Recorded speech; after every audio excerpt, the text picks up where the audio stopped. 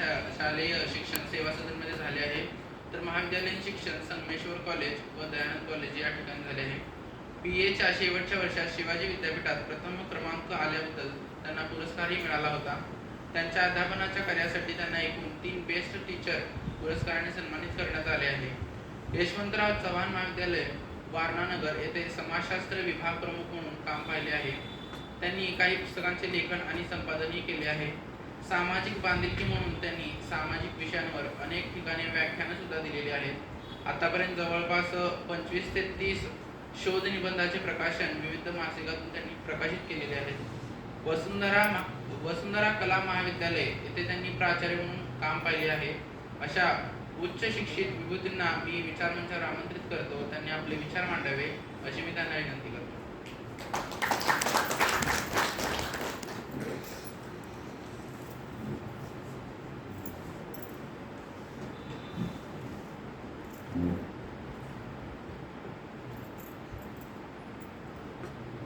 ज्यांच्यामुळं आज मी इथं उभं राहू शकते, ताकदीनं तुमच्याशी बोलण्याचा प्रयत्न करू शकते, अशा घटनाकार विश्वरत्न डॉक्टर बाबासाहेब आंबेडकर, त्यांनी ज्यांना गुरु मानलं असे महाकारुणिक गौतम बुद्ध, कबीर, महात्मा ज्योतिबा फुले आणि आत्ता उद्घाटनपर भाषणामध्ये ज्यांनी अनेकांचा उल्लेख केला, अशा सर्व की ज्यांनी समतेचा, मानवतावादाचा विचार मांडला, त्याच्यासाठी कार्य केलं, अशा सर्व राष्ट्रपुरुषांना, राष्ट्रमातांना त्रिवार अभिवादन करून मी माझ्या विषयाला सुरुवात.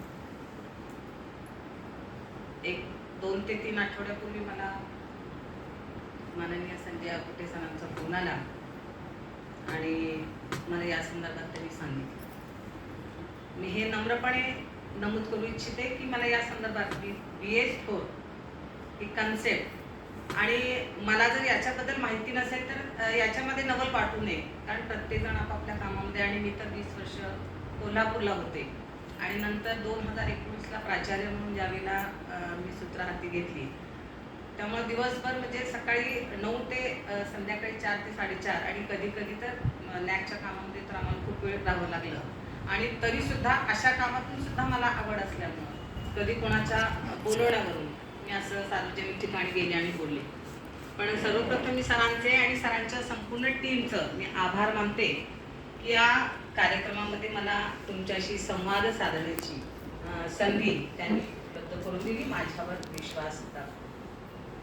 ज्या वेळेला त्यांनी मला विषय सांगितला किंवा हे पत्र जे आहे ते पत्र दिलं आणि त्याच्यावरचा विषय तो सरांनी आता सांगितला, त्याच्यावर सर्वप्रथम मी सरांना बोलले आणि सरांना म्हटलं की ठीक आहे, म्हटलं संविधानाच्या अंमलबजावणीचा लोकाग्रह हा सत्ताधाऱ्यांच्या वर्तनाची दिशा आणि कार्यप्रणालीचा आज ठरेल हा विषय आहे.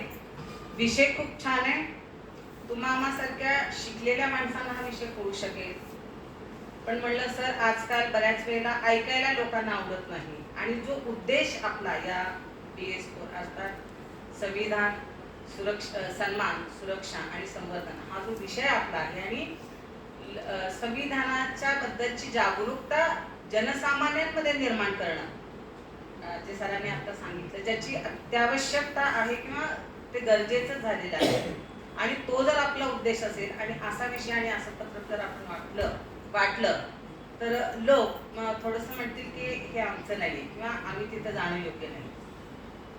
सर मला म्हणाले की मॅडम ते विषय वरून येतात, मग काय असावा विषय, असं सरांना मी बोलले की संविधान कुणाचं आणि कुणासाठी. हा विषय कसा हलका फुलका वाटतोय, तुमचा आमचा वाटतोय. कसं आहे बघा, गांधी महाराजांनी पण प्रबोधन केले आणि आमच्या ऑगस्ट कॉन्फ्रेन्सने पण प्रबोधन केले किंवा मोठमोठ्या वक्त्यांनी पण प्रबोधन केले. विषय आपल्याला माहिती आहे, पण तो मांडताना सुद्धा अगदी तळातल्या लोकांपर्यंत जायचा असेल तर तो त्यांच्याच भाषेमध्ये त्यांना सांगितला तर तो अधिक आवडतो. आणि प्रबोधनाचे सुद्धा अनेक प्रकार आहेत, त्याच्यामध्ये सांस्कृतिक पद्धतीनं किंवा वेगवेगळ्या पद्धतीनं आणि आता ज्या पद्धतीने मी तुमच्याशी संवाद साधणार आहे, कदाचित मला यापूर्वी अपुटे सरांनी ऐकलं होतं, मला वाटतं आपला न्यायाधीश झालेला कुणालच्या कार्यक्रमामध्ये मी अध्यक्ष होते. ज्या पद्धतीने मी बोलले, मी बऱ्याच वेळेला प्राचार्य म्हणून सुद्धा काम करताना फारशी तयारी करत नव्हते आणि जे काय आहे असेच दिशेने बोलत होते. पण जी माझी बोलण्याची पद्धती होती ती लोकांना आवडायची आणि कदाचित सरांना आवडली असेल. म्हणून कुठल्याही प्रकारचा मी मोठा वक्ता नसताना, संविधानावर माझा गाढा अभ्यास नसताना मला त्यांनी इथं बोलण्यासाठी, इथं साधण्यासाठी आमंत्रित केलं. त्याबद्दल पुन्हा एकदा मी त्यांचा आणि त्यांच्या टीमचा आभार मानते. आणि खरं तर हा खूप मोठा कार्यक्रम आहे, क्लस्टर अधिवेशन आहे. संपूर्ण भारतभर, मला वाटतं आज कोल्हापूरमध्ये सुद्धा कार्यक्रम आहे. मुंबईवरून काही मंडळी इथं आलेली आहेत आणि खूप मोठ्या या कार्यक्रमामध्ये बोलवले. आणि महत्त्वाचा याचा जो कोर आहे, उद्देश आहे, त्याच्यावर मी फोकस करण्याचा किंवा गरज का आहे आपल्याला संविधान करण्याची, सर्वसामान्यांना सुद्धा. आणि राजकारणी लोक म्हणजे खरं तर सगळ्यांसाठीच संविधान आहे. पण आणि आपल्याला संविधान माहितीही असतं. कसं माहिती असतं की शाळेमध्ये प्रवेश घेतला की राष्ट्रगीतापासून प्रतिज्ञा आपण म्हणतो. आणि आता अलीकडच्या काळामध्ये प्रिअँबल जे आहे, प्रास्ताविका आहे, ते सुद्धा प्राथमिक लेवलवर पासून विद्यार्थ्यांचा अगदी त्यांना तोंडपाठ आहे.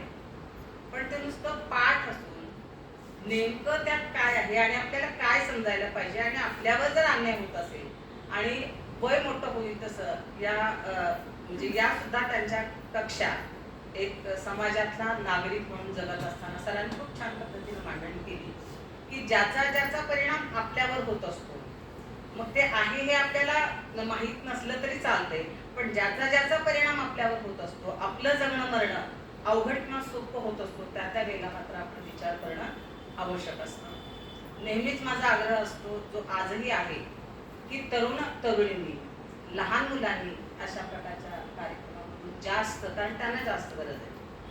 कारण म्हणजे आता ती पिढी जी घडत आहे, ज्या वातावरणात घडत आहे, जी नवीन शिक्षण, नवीन एज्युकेशन पॉलिसी येते, त्याच्यामधून म्हणजे समाजशास्त्राचा टीचर म्हणून मी बोलते की बऱ्याचशा गोष्टी हे सगळं आहे, पण जे महत्त्वाचं असायला पाहिजे ते अभ्यासक्रमातून काढून टाकण्याचा जाणीवपूर्वक प्रयत्न XYZ, आपण आता त्या कमिटीला कुठलं नाव देऊ शकत नाही, पण जी सत्तास्थानी आहेत, ज्या वरच्या ठिकाणी आहेत आणि ज्यांना समाजकारण कळत नाही, अशा राजकारणी लोकांच्या माध्यमातून अशा प्रकारच्या गोष्टी केल्या जात आहेत.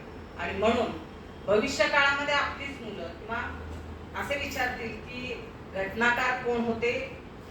दुर्दैवानं अशा गोष्टी मी पण काही मुलाखती घेताना अनुभवल्या होत्या. वाणानगरला ज्यावेळेला मी शिक्षक म्हणून होते किंवा विभाग प्रमुख होते आणि आमचे मराठी पाटील सर म्हणून ते PhD करत होते आणि लोकल सेल्फ गव्हर्नमेंट मधल्या स्त्रियांवर ते अभ्यास करत होते. आणि ग्रामीण भागातल्या त्या महिला होत्या, ज्या जिल्हा परिषद अध्यक्ष होत्या, सरपंच होत्या.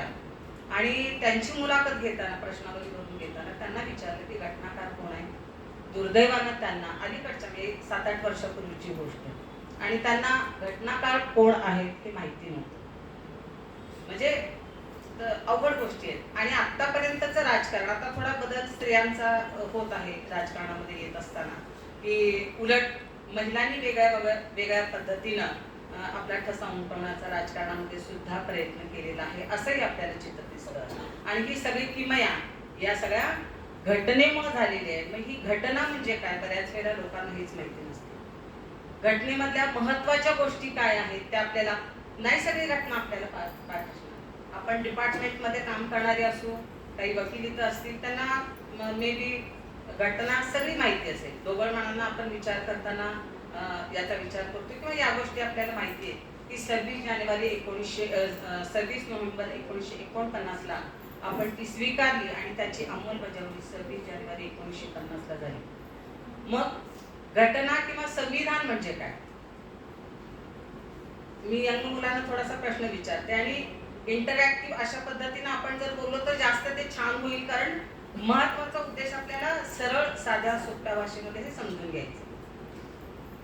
घटना म्हणजे काय बाळांनो, तू सांग बाळा, मुंबईची आहेस, सांग घटना म्हणजे काय. कॉन्स्टिट्यूशन, संविधान, ठीक आहे, तुला मराठीतून नाही. कॉन्स्टिट्यूशन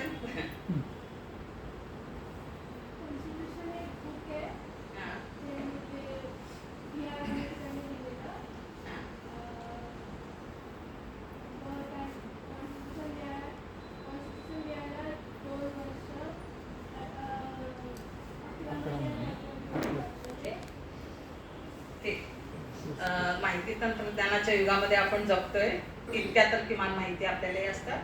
ॲज युजल मलाही तशीच माहिती होती, पण तेवढंच माहिती असून एक जबाबदार व्यक्ती म्हणून आपण समाजामध्ये जगत असताना तेवढीच माहिती असून आपल्याला जाणार नाही. गुड, एवढं तरी कळलं तुला की डॉक्टर बाबासाहेब आंबेडकरांनी ती लिहिली आणि किती दिवस लागले वगैरे, 2 वर्ष 18 दिवस आणि 11 महिने असे दिवस लागलेले आहेत. खूप प्रयासाने त्यांनी ती लिहिली आणि जगातली ती सगळ्यात मोठी घटना आहे. घटना म्हणजे काय की प्रत्येक देशामध्ये तो देश चालण्यासाठी तो कशावर चालणार, काहीतरी संहिता असावी लागते. 1949 पूर्वी नव्हतं काय, असं काय नव्हती का घटना? होती, वेगळ्या पद्धतीची होती. ब्रिटिशांचा रूल होता. त्याच्या आधी नव्हती काय? होती. अनौपचारिक पद्धतीची होती, परंपरागत ग्रामपंचायती असतील. त्याच्याही आधी नव्हती काय? होती, राजेशाही होती. मध्ययुगीन कालखंडात नव्हती काय? मोगल आले, त्यांचीही व्यवस्था होती. त्यांच्याही म्हणजे न्यायदानाच्या ज्या पद्धती होत्या किंवा लोकांनी कसा वावर करावा, कसं राहावं, म्हणजे राहण्यापिण्याच्या संदर्भातल्या, खाण्यापिण्याच्या संदर्भातल्या, रोटी पेट व्यवहाराच्या संदर्भातल्या. म्हणजे एकूणच काय की जगत असताना जेव्हापासून पृथ्वीवर मनुष्य प्राणी आहे, समाज नावाची कन्सेप्ट आहे, तेव्हापासून अनौपचारिक असेल औपचारिक असेल पण जगण्याची संहिता ती वेगळ्या पद्धतीने असते. राजेशाही पद्धती होती त्या वेळेला, आपल्या इथं होतीच राजेशाही पद्धती मध्ययुगीन काळाच्या पूर्वी. त्याही वेळेला होती. त्यावेळेला वेगवेगळी राज्य होती आणि त्या राजाचं त्या राज्यावर, संस्थानावर रूल असायचा आणि त्यांची पद्धती असायची. एकाच देशात, म्हणजे आपला एकच देश होता पण तो असा विखुरला गेला होता वेगवेगळ्या संस्थानामध्ये. हळूहळू मग वेगळ्या पद्धतीनं किंवा वेगळ्या निमित्तानं ब्रिटिश व्यापाराच्या निमित्तानं भारतात आले. त्यांचा रूल मला वाटते 1771 वगैरे सुरुवातीला त्यांनी पहिला रूल त्यांचा केला असेल.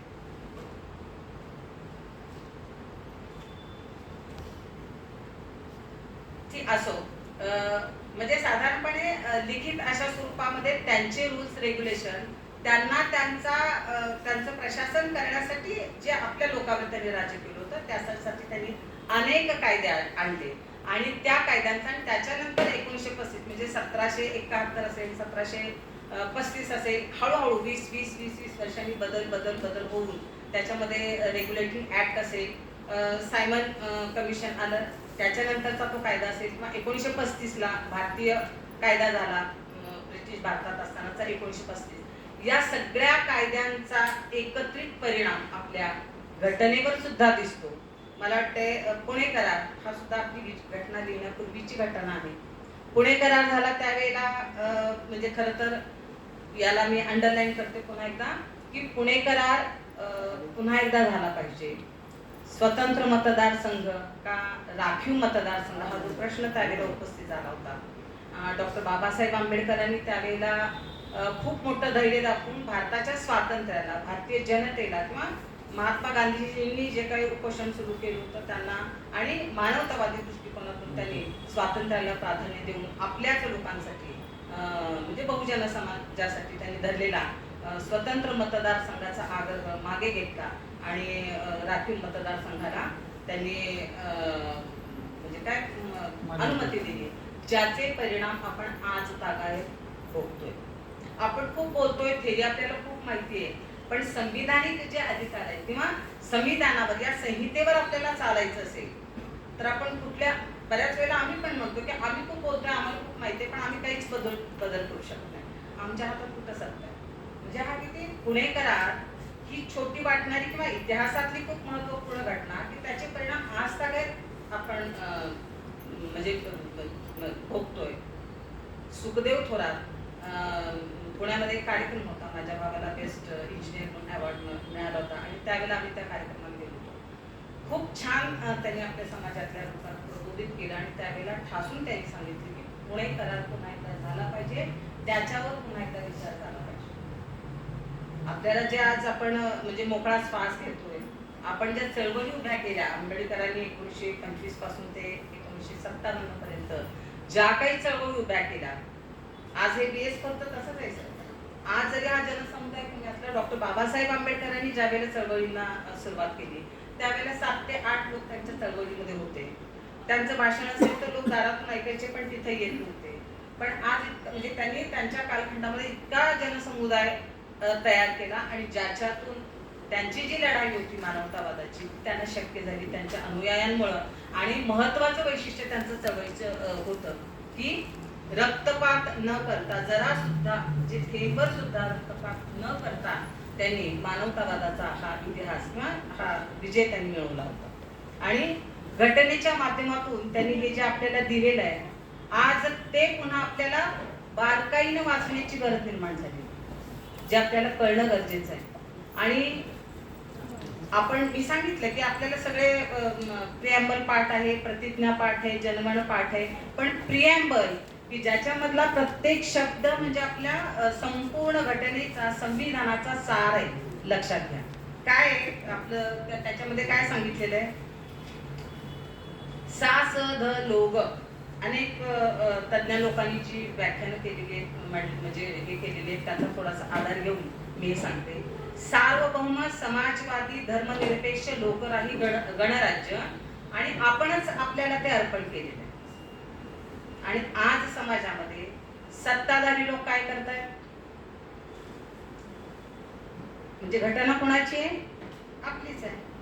सत्ताधारी काय करतात घटनेमध्ये ज्या काही गोष्टी आहेत त्याच्या माध्यमातून जे काही घटनेमध्ये सांगितलेले ते सगळं छानच आहे पण स्वतःच्या स्वार्थासाठी दुर्दैवानं बघा खरं तर बहुजन समाजाच्या विकासासाठी जी घटना त्यांनी सांगितलेली त्यांना या गोष्टी फारशा कळतात असं नाही. मी कळत नाही असं म्हणत नाही, मी जबाबदारीने विधान करते, पण फारशा या गोष्टी कळतात असं होत नाही. आणि म्हणून हे लोक काय करतात त्यांच्या समाजातल्या सुद्धा लोकांना गाफील ठेवून किंवा वेगळ्या वेगळ्या मार्गाला नादी लोकांना लावून की जी काही घटनेची मुख्य चौकट आहे की जी खूप भक्कम आहे. आणि काही गोष्टी म्हणजे मूलभूत अधिकार असतील किंवा भारताचं नाव असेल.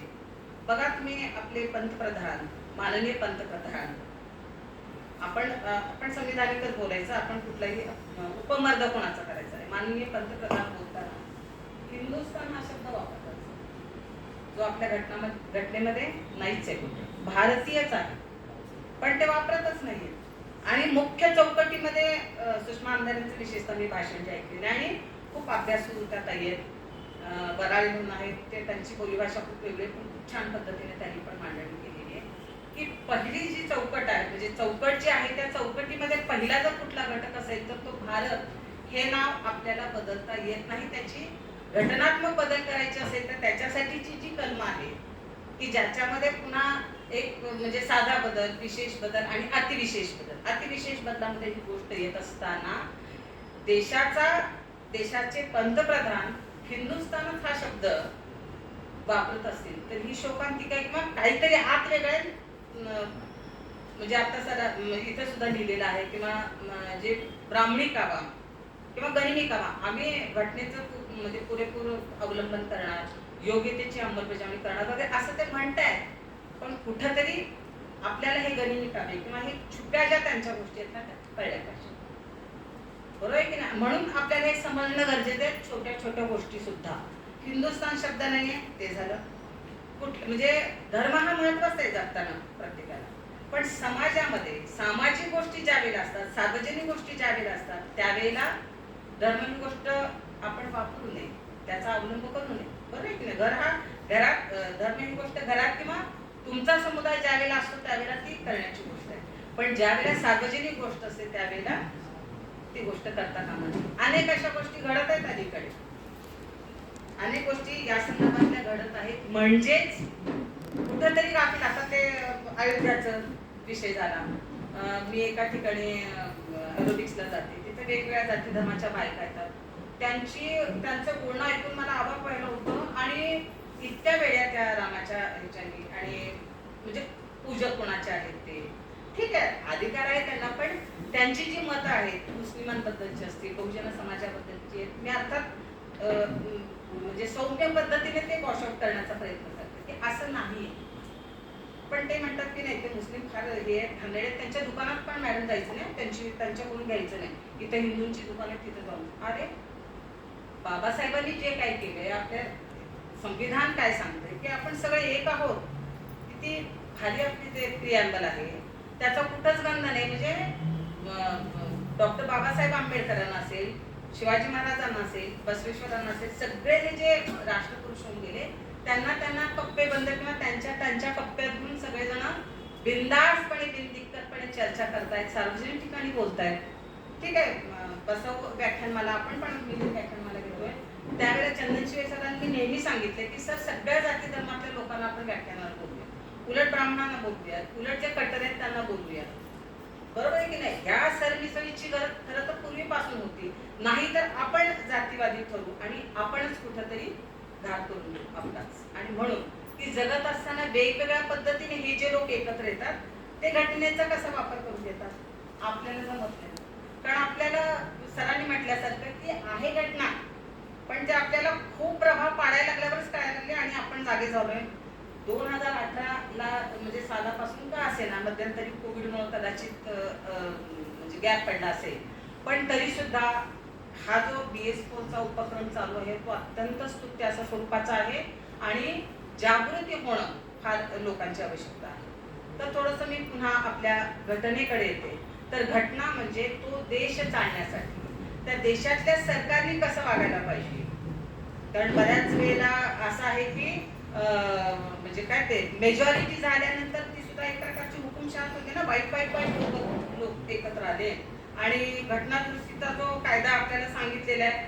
आता त्या कलमात मी जात नाहीये कारण मी लॉची विद्यार्थिनी नाही, मी डिपार्टमेंटमध्ये नाही, पण घटनेमध्ये अशी तरतूद आहे की आपल्याला घटनात्मक आणि महत्वाचे रचनात्मक घटनेचे रचनात्मक बदल आपल्याला करता येऊ शकतात. पण मेजॉरिटी कोणाची की जे काय आपले एकूण 543 खासदार आहेत, परत घटक राज्यांचे वेगवेगळे आलेले सगळे आमदार आहेत, मंत्रिमंडळ असेल, कार्यकारी मंडळ असेल, या सगळ्यांच्या एकूण मतातून आपल्याला कायदा म्हणजे कायद्यांच्या कलमामध्ये बदल करण्याचा अधिकार असतो. काही छोटे छोटे ज्या गोष्टी असतात त्याच्यामध्ये बदल आपण सहज करू शकतो.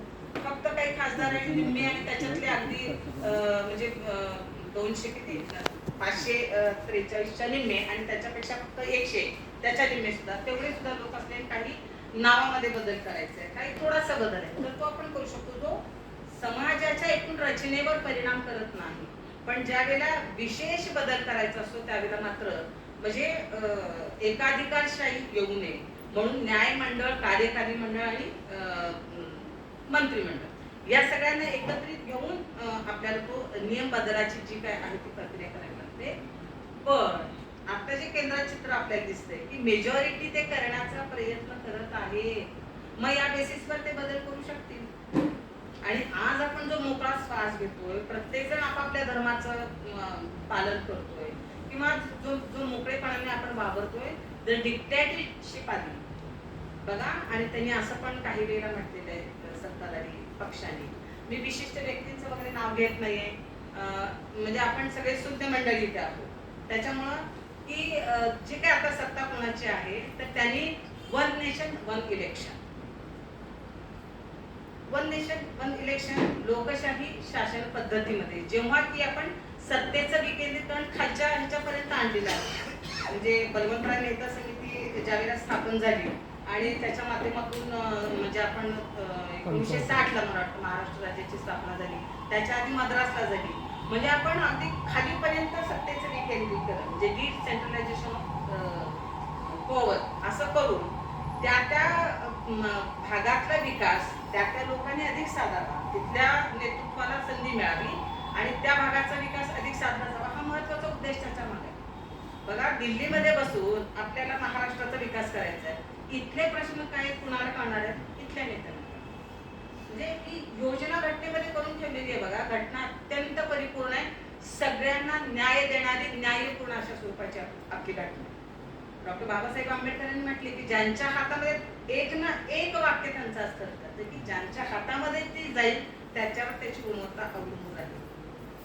काही का असे ना, कुठले पक्ष शेवटी हे सत्ताधारी एका माळीची मणी असतात, पण काही का असे ना काँग्रेसच्या 70 वर्षाच्या काळामध्ये काही चांगले बदल झालेले आहेत. मी काँग्रेस पक्षाची नाही किंवा कुठल्या पक्षाची नाही, पण त्या आधी जे सरकार होतं, आज आपल्याला जी गरज निर्माण झाली की नाही संविधान जाणलं पाहिजे, जाणून घेतलं पाहिजे, नाही तर आपला देशाचा विनाश ठरेल किंवा संविधान धोक्यात आलेलं आहे, अशा प्रकारची विधानं आज सर्रास आपण ऐकतोय. आणि कधी नव्हे ते आपला सामान्यातला सामान्य माणूस सुद्धा म्हणजे त्याला सुद्धा उत्सुकता निर्माण झाली की बाबा खरंच हे संविधान काय आहे ते जाणून आपण घेतलं पाहिजे. आपल्याला वाचायचं म्हणजे काय वाचायचं. तर मी आता ज्या गोष्टी सांगितल्या की जी एक चौकट आहे की आपल्या नावामध्ये बदल करता येणार नाही, मूलभूत हक्कामध्ये आपल्याला बदल करता येणार नाही, आणि घटना म्हणजे घटनेचा अवलंब करताना काही तत्व आपण स्वीकारलेली आहे. कुठली तत्व स्वीकारलेली आहेत की डिसेंट्रलायझेशन ऑफ पॉवर, एक तत्व आपण स्वीकारलेलं आहे. आणि कुणाचंही हस्तांतरण किंवा हस्तांतरण नाही, हस्तांतरण वेगळी कन्सेप्ट आहे, कुणाचाही हस्तक्षेप त्याच्यामध्ये होणार नाही. आणि या ज्या 3 गोष्टी सांगितल्या त्याच्यामध्ये काहीही बदल करता येणार नाही, ही भक्कम चौकट आहे. म्हणून त्या आधारे काही तज्ञ बोलताना म्हणतात सुद्धा कितीही लोक नाचू दे घटनात बदलता येणार नाही असंही म्हणतात. पण ही तुला आता मी सांगितले की गाफील ठेवतात जनसामान्यांना, कुठल्या ना कुठल्या गोष्टीमध्ये ते अडकवून ठेवतात. आणि मध्यंतरी आपण बघितले किती खळबळ महाराष्ट्रामध्ये झाली. अजित पवारांचा रात्रीचा खेळ चाले वगैरे वगैरे या संदर्भातल्या म्हणजे आपण आयटीच्या युगामध्ये, माहिती तंत्रज्ञानाच्या युगामध्ये, इन्फॉर्मेशन टेक्नॉलॉजीच्या जगामध्ये जगतोय. त्याच्यामुळं थ्रू मीडिया आपल्याला विदिन सेकंड या गोष्टी कळतायत. आणि इतकं गलिच्छ राजकारण झालं की सर्वसामान्यांना सुद्धा कळायला लागले की बाळ ठाकरेंनी किती प्रयास करून जो पक्ष त्यांनी उभा केला असेल, शरद पवारांनी केला असेल, बरे त्यांनी त्यावेळेला खेळ्या केल्या असतील, पण त्यावेळेला आपलं कळलं, आपल्याला त्यावेळेचं काही माहिती नाही. पण आता जे दिसलं की बाबा या लोकांनी जीवाचं रान करून ते सगळे पक्ष उभे केले, पक्षनिष्ठ राहिले, पक्षासाठी कामं केली, आणि सत्तेसाठी त्यांचेच XYZ असतील ते रात्रीतून सगळं चित्र त्यांनी बदललं. आणि एका म्हणजे सिनियर सिटीझन समजल्या म्हणजे सहानुभूती लोकांमध्ये निर्माण झाली. आणि खरंच सांगते, समाजशास्त्राची टीचर म्हणून सांगते की अनेक समाजशास्त्राने देशातल्या इतर देशातल्या की भारताच्या राजकारणाबद्दल असं विधान केलेलं आहे की भारतात इतकं गलिच्छ राजकारण जगातल्या दुसऱ्या कुठल्याही देशात गलिच्छ असेल तिथेही, किंवा अमेरिकेचं आपण बघतोय. आणि खरं तर आता थोडासा आपल्याला वेगळा वाचायला लागलाय की पंतप्रधानांनी त्यांना बोलवलं होतं काय तिथल्या अध्यक्षांना, किंवा तिथं ते जातात काय, किंवा आपली पार्लमेंटरी इलेक्शन कडून प्रेसिडेन्शियल इलेक्शन कडे वाटचाल कुठं चालली आहे का, हुकुमशाही म्हणजे पुन्हा तेच असं काही चाललंय का.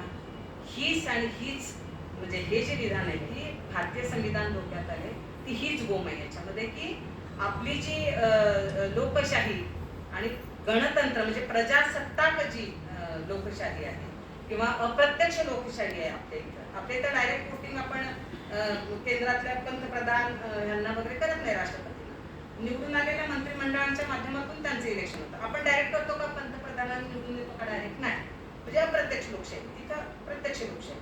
आणि वेगळ्या पद्धतीची आहे आपल्या देशातली लोकशाही जी जगाने मान्य केलेली आहे. इतकी विविधता असताना डॉक्टर बाबासाहेब आंबेडकरांचं म्हणजे पुण्याई इतकी आहे, त्यांचे उपकार आपल्या देशावर इतके आहे की बघा अमेरिकेसारख्या जगात विकसित समजल्या जाणाऱ्या देशाला सुद्धा रेसेशन म्हणजे काय म्हणतात त्याला, म्हणजे काय मंदीला तोंड द्यावं लागतं. पण आणि आणखी एक गोष्ट अंडरलाईन करा की न शिकलेले लोक दुर्दैवानं त्यावेळेला घटनेमध्ये त्यांच्या पात्रता लिहिल्या गेल्या त्याच्यामध्ये. आता काही तज्ञांचं असं मत आहे की त्यावेळी फक्त 40% आपल्या एकूण लोकसंख्येमध्ये 40% इतकी आपली साक्षरता होते, आणि त्यामुळे तो क्लॉज कदाचित घातला गेला नसेल.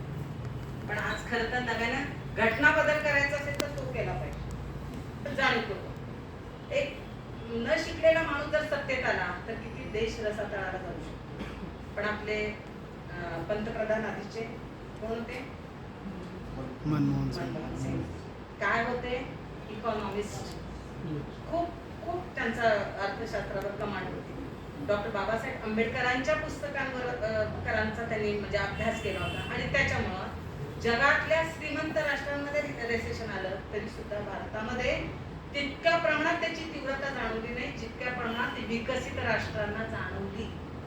हे शिकलेल्या माणसाचा परिणाम असतो. शिकलेल्या माणसाला समाजवादी राजकारण काय असतं किंवा समाजवाद करतो, समाजकारण करतो, समाजाचं हित करतं, मानवतावाद करतो आणि याचे परिणाम काय होणार आहेत हे कळतात. न शिकलेल्या माणसाला कदाचित तो धूर्त असेल, तो हुशार असेल आणि तसंच सध्या होतं. बिनडोक माणसं राजकारणात आली आणि त्या त्या खात्याची तज्ञ झाली. आपला इराणीचा तर किस्सा खूप त्याचा अजून क्वालिफिकेशन मला तर माहित नाही, पण त्या शिक्षण मंत्री झाले. काय करणार आहेत त्या खात्याचं त्यांना स्वतःला काय माहिती, बरोबर आहे की. म्हणजे अशा पद्धतीच्या गोष्टी या त्यावेळच्या परिस्थितीनुरूप झालं. पण आपल्याला घटनात्मक बदल करायचे असेल, घटना दुरुस्त करायचं असेल तर आता जे काही जसं एखादं मॉडेल म्हणजे कारचं असेल, गाडीचं असेल ते येतं, पुढचं एडिशन येतं ना त्याच्यामध्ये दुरुस्त होऊन येतं. आपल्या इथे 104 वेळेला बदल झालेले आहेत आपल्या या 3 किलो घटनेमध्ये. 3 किलो घटनेचं बदल की ज्याच्यामध्ये पूर्वी 395 कलम होते, आता ती वाढलेली 465 काहीतरी झालेली. पूर्वी 22 विभाग होते, आज 25 आले. पूर्वी 8 परिशिष्ट होते, आता 12 आहेत. हे बदल झाले. आणखी चांगले बदल असे झाले पाहिजेत की जो गुणात्मकतेकडे आपल्या देशाला देईल. आणि एक काळ असा होता की डॉक्टर बाबासाहेब आंबेडकर, आम्ही चर्चा मगाशी केली आपण तयारी की एक काळ असा होता डॉक्टर बाबासाहेब आंबेडकरांना सुरुवातीला त्यांच्या चळवळीला थोडीशी कमी प्रतिसाद मिळाला असेल, पण नंतर मात्र इतके लोक त्यांच्या चारित्र्यावर, त्यांच्या कर्तृत्वावर, त्यांच्या हुशारीवर आणि त्यांच्या म्हणजे काय म्हणायचं खरंच मानवतावाद आणि संपूर्ण कुटुंबाच्या आहुती खरं तर बलिदान त्यांचं गेलेलं आहे. आणि या सगळ्यातून म्हणजे घटना देताना सुद्धा असा उल्लेख आढळतो की ते रडत होते. म्हणजे दोन्ही डोळ्यातून वेगवेगळे अश्रू की एका बाजूला ते म्हणाले की मी आनंदी पण आहे की माझ्या या सगळ्या समाजाचा उद्धार होणार आहे, कारण ज्या पद्धतीचं जीवन ते जगले त्याच्यातून ते या घटनेच्या माध्यमातून मुक्त होतील. पण हे करत असताना स्वतःची त्यांची मुलं की ज्यांची आहुती म्हणजे बलिदान गेलं आणि त्यांना लक्ष देता आलं. खरं तर एक रात्र जर एक बायको घरी आली नाही तर नवऱ्याला ती भांडावून सोडते. सॉरी, एक नवरा म्हणजे जर रात्री घरी आला नाही तर बायको त्याला भांडावून सोडते. पण अशा कितीतरी रात्री डॉक्टर बाबासाहेब आंबेडकरांनी समाजासाठी अशा बाहेर घालवलेल्या आहेत. आणि मला वाटते एक किस्साही त्या ह्याच्यामधला जो सगळ्यांना माहिती आहे तो पुन्हा एकदा मी अंडरलाईन करते, कारण जाणीव आपल्याला पाहिजे. जर आपण जाणीव ठेवली नाही मग हे लोक धूर्त आहेत, ते बसलेलेच आहेत आपल्याला संपवायला. पण यांनी रक्ताचं पाणी करून जे आपल्याला दिलेलं आहे, जे BS4च्या माध्यमातून आपण हे काम करतो, अजून हे काम आपलं वाढलं पाहिजे. याचा म्हणजे लोकांचा हे वाढलं पाहिजे, जागृती वाढली पाहिजे. याच्यासाठी पुन्हा मी सांगते की गोलमेज परिषदेमध्ये ज्या वेळेला मला वाटतं पहिली गोलमेज परिषद ते फेलच गेली होती. दुसऱ्या गोलमेज परिषद की ज्याच्यामध्ये न्याय निवाडा झाला होता किंवा जाती निवाडा झाला होता, त्याच्यात किस्सा असा होता की डॉक्टर बाबासाहेब आंबेडकर अस्पृश्यतेचे प्रतिनिधी म्हणून गेले होते आणि महात्मा गांधीजी स्पृश्य समाजाचे प्रतिनिधी म्हणून गेले. त्यावेळेला रात्री एक तंबूमध्ये त्यांची सोय केलेली होती आणि ते कॉलेजच्या पत्रकाराला आणि त्यावेळेला डॉक्टर बाबासाहेब आंबेडकरांच्या तंबूमध्ये दिवा चालू होता, ते जागे होते, अभ्यास करत बसले होते. ते महात्मा गांधींच्या तंबूमध्ये गेले त्यावेळेला ते झोपलेले होते. म्हणजे त्यांनी जे उत्तर दिलेले त्याच्याकडे माझं फोकस करायचं मला.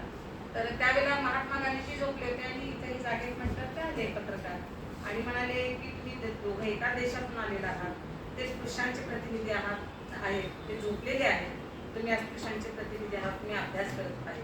तर त्यावेळेला डॉक्टर बाबासाहेब आंबेडकरांनी उत्तर दिलं की ते स्पृश्यांचे पुढारी आहेत, स्पृश्य समाज जागा आहे म्हणून त्यांचा नेता झोपलाय. मी अस्पृश्य समाजाचा प्रतिनिधी आहे, माझा समाज झोपलाय म्हणून मी त्यांच्यासाठी जागा आहे. मग आज सुद्धा आपण जर जागे झालो नाही तर ते विधान आपल्याला सत्य करायचंय का? आज गर्दी जरी कमी असली तर नक्कीच हे लोक गर्दी आहेत आणि यांच्या माध्यमातून हा मेसेज सगळ्यांकडे जाईल की आपल्याला संविधान समजून घेणं गरजेचं आहे. आणि ही मेजॉरिटी कमी करायची असेल केंद्रातली तर प्रत्येक राज्यातून प्रत्येकाने मतदान, जोपर्यंत त्यांना अधिकार आहे, जेव्हापासून अधिकार आहे, जोपर्यंत अधिकार आहे मतदानाचा, की ज्याच्यामुळं जे म्हणजे फार सुंदर आहे आपलं संविधान की पूर्वी जी राजेशाही होती की एखादा राजा आहे त्याचा वारसदार तो मूर्ख असू दे, नालायक असू दे, पेशवाईच्या काळामध्ये आपण बघितलेलं आहे की तोच वारसदार होतो, तोच राजा होतो आणि तो राज्य होतो. पण आता लोकशाहीमध्ये तसं नाही. जरी घराणेशाही असली तरी अनेक तज्ञ लोकांनी जे विवेचन केलेलं आहे ते बरोबर आहे की जरी एक म्हणजे एखाद्या म्हणजे राजकारणाच्या पोटी त्यांच्या घरामध्ये दुसरा राजकारणी आला तरी सुद्धा त्याला ऍक्टिव्ह होण्यासाठी जनसामान्यांमध्ये लोकांमध्ये मिसळावं लागतं. जोपर्यंत पेटीतल्या त्या आकड्यावरून तो विजयी घोषित होत नाही तोपर्यंत त्याला सत्तेवर जाता येत नाही. म्हणजे राजाच्या पोटी राजा जन्मत नाही, हे या आपल्या लोकशाहीने वॉश आउट केलेलं आहे. आणि म्हणून की हुकुमशाही येणं टाळायचं असेल तर जे काही आपल्याला घटनात्मक अधिकार दिलेले आहेत, स्त्री म्हणून जगताना सध्या तर स्त्रियांच्या बाबतीत खूप असुरक्षित अशा स्वरूपाचं वातावरण झालेलं आहे. तर हे जर आपल्याला टाळायचं असेल तर या संदर्भातल्या ज्या गोष्टी आहेत आणि आपण आणखी काय करू शकतो या संदर्भात विचार करून आपण नक्कीच या घटनेचा वापर करून BS4च्या माध्यमातून जे काही चाललेलं आहे म्हणजे स्तुत्य अशा स्वरूपाचा उपक्रम की संविधानाची साक्षरता, संविधानाबद्दलचं प्रबोधन की जे जनसामान्यांपर्यंत पोहोचलं पाहिजे. आणि म्हणून याच्या पुढे अधिकाधिक लोकांनी आणि 2018ला सुरू झालेला हा उपक्रम इथं जरी असला आणि ही कमी जरी आज गर्दी असली तर नक्कीच भविष्यकाळामध्ये अधिक होईल. आणि घटनेच्या संविधानाच्या बाबतीत की ज्याच्यावर आपला देश चालतो, ज्याच्यामुळे आपण सक्षमपणे जगू शकतो, सक्षमपणे राहू शकतो आणि अनेक विकासात्मक किंवा गुणात्मक गोष्टी आपण करू शकतो, त्याला समजून घेणं हे गरजेचं आहे. मी खरं तर बरीचशी कलमं लिहून आणली होती, पण हे तुम्ही ह्याच्या माध्यमातून बघू शकता. यूट्यूब आपण ITच्या युगामध्ये बघतोय, within second we will get the information sudden. पण या ज्या गोष्टी महत्त्वाच्या सांगायच्या होत्या त्या अत्यंत महत्त्वाच्या आहेत. आणि म्हणून मला चिठ्ठी आलेली आहे, दुसरे वक्ते आलेले आहेत आणि मी बोली भाषेमध्ये सहज सोप्या भाषेमध्ये कुठलाही म्हणजे जो विषय अवघड जरी असला तिथं लिहिलेला आहे कुठंतरी तो विषय जरी वेगळा वाटत असताना त्याची भाषा जरी म्हणजे कोजड वाटत असली तरी महत्त्वाचा जो त्याचा कोर आहे, गाभा आहे की संविधानाबद्दल प्रबोधन, संविधानाबद्दल आपण प्रबोधित होणं, जागरूक होणं. तर नुसत्या या गोष्टी पाठ करून नाही तर त्याचे अर्थ आपल्याला व्यवस्थित समजून घेऊन त्याचा अवलंब आपल्या जीवनामध्ये करणं आणि डॉक्टर बाबासाहेब आंबेडकरांचं त्यांच्या कुटुंबाचं बलिदान वाया न जाऊ देता अधिक ते गुणात्मक पद्धतीने उद्योगत करण्याची जबाबदारी आपल्याला आहे. आणखी एक महत्त्वाचा बदल आहे बघा, शाळा आता ठेकेदारांना दिल्या जात आहे. शाळांचं खाजगीकरण महत्त्वाचा हा पण प्रश्न आहे की खाजगीकरण सगळीकडे झालं तर त्या इम्प्लिमेंटेशन या सगळ्या गोष्टींचं कुठं करायचं. आणि आणखी एक बदल आपण केला पाहिजे सर, आरक्षण हा शब्द तर वापरू नये की आपले जी विविधता आहे त्या सगळ्यांना त्यांच्या लोकसंख्येनुसार योग्य प्रतिनिधित्व शिक्षणाच्या क्षेत्रात असेल, नोकऱ्यांच्या क्षेत्रात असेल किंवा वॉटेवर सगळ्याच क्षेत्रामध्ये योग्य प्रतिनिधित्व त्यांना मिळावं. हा असा जर शब्द आला प्रतिनिधित्व योग्य हा शब्द आला तर तो आरक्षणा म्हणजे जसं डॉक्टर बाबासाहेब आंबेडकरांच्या पुस्तकाशिवाय आपल्या देशाची पहाटच उजळत नाही, पण त्यांच्या नावाची सगळ्यांना ॲलर्जी आहे. हे वास्तव आपल्याला स्वीकारावंच लागेल. त्यांच्या नावाची ॲलर्जी आहे, त्यांचं महात्मा लोक मान्य करत नाही, हे वास्तव आहे. अनेक जण किंवा दाखवतात एक राहतात वेगळे अशी लोक आहेत. त्याच पद्धतीने आरक्षण हा शब्द याच्याऐवजी प्रत्येकाला योग्य प्रतिनिधित्व सगळ्याच क्षेत्रामध्ये असा जर शब्दप्रयोग आपण करायला गेलो तर नक्कीच काही प्रमाणात मानसिकतेमध्ये लोकांच्या बदल होईल.